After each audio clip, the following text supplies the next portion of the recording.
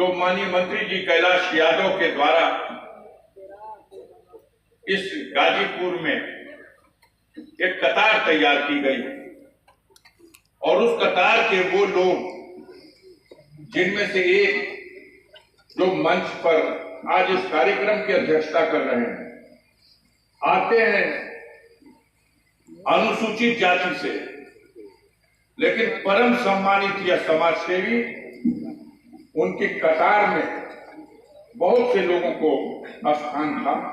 लेकिन मैं इस बात का गवाह हूं कि गंभीर मसलों पर सलाह करने के लिए और गंभीर मसलों का समाधान करने के लिए माननीय कैलाश यादव जी जब कहीं जाते थे तो कितना विश्वास था उनके इस अध्यक्षता कर रहे हमारे बजरंगी जी पर, इनको साथ लेके जाना, मैं इसका गवाह। और दोनों के बीच में एक सामंजस्य था, एक दूसरे की सलाह को मानने का। भले वो मंत्री थे, बड़े पद पर थे, लेकिन उनके सहयोगी के रूप में इनकी और इन्हीं के जैसे बैठे हुए इन तमाम लोगों में न जाने कौन बैठा हुआ है जो माननीय मंत्री जी को उस मुकाम तक पहुंचाने में, दुनिया से जाने के बाद या आने जाने का जो क्रम है, लेकिन जाने के बाद किताबें बंद हो जाती हैं।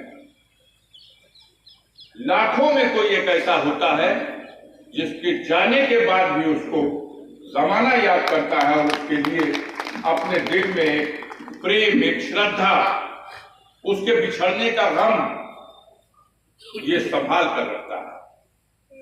इस सफल कार्यक्रम के लिए बड़ी बड़ी हस्तियां गई,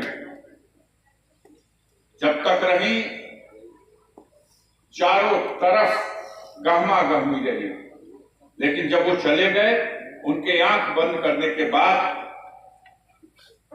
शायद इस तरह का नजारा कोई खुशनसीब कुछ हो गए जहां देखने को मिलेगा, जैसा कि नजारा डॉक्टर वीरेंद्र यादव के प्रयास से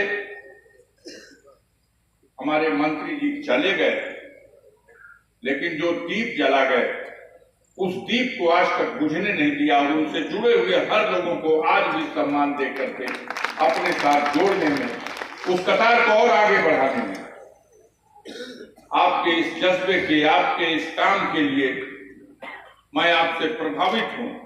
आपके मुंह पे कहना चाहता हूं, इतने लोगों के बीच में कहना चाहता हूं, और शायद एक आध बार पहले भी हमने कहा, हम में से भी लोग चले जाएंगे, लेकिन विरासत संभालने वाले मैंने बड़े बड़े अपने पहले के लोगों को देखा है। बड़े बड़े नामों को लेना उचित नहीं होगा। आज विरासत के नाम पर शायद उनके परिवार में भी चर्चा नहीं होती, जिन्होंने पूरे प्रदेश की, पूर्वांचल की और देश की राजधानी में भूमिका निभाई। ऐसे लोग जिनकी पहचान देश के प्रधानमंत्री के दरबार में हुआ करती थी, और ऐसे लोगों के जाने के बाद भी उनके परिवार में कोई आज नाम लेवा नहीं बचा। लोग हैं लेकिन अपनी दुनिया में, अपने आप में खोए हुए हैं। लेकिन अच्छा लगता है, बहुत अच्छा लगता है, इसकी जितनी सराहना की जाए कम है। मैं दिल की गहराइयों से और चाहूंगा कि इसको कायम रखिएगा, ये जलवा कायम रहे। ये साथी चला गया और क्या भाव था माननीय ओम प्रकाश जी का, उन्होंने कहा मैं इन्हें स्वर्गीय नहीं मानता। स्वर्गीय वो है जो स्वर्ग में गया तो यहां की चर्चाएं बंद हो गई। वो स्वर्ग में क्या कर रहा है, कितना आनंद ले रहा है, इसको किसी ने देखा है? कोई देखा हो, कोई लौट के आया हो स्वर्ग से तो बता दे। गालिब ने कहा था कि हमें मालूम है जन्नत की हकीकत, लेकिन दिल के बहलाने को गालिब यह ख्याल।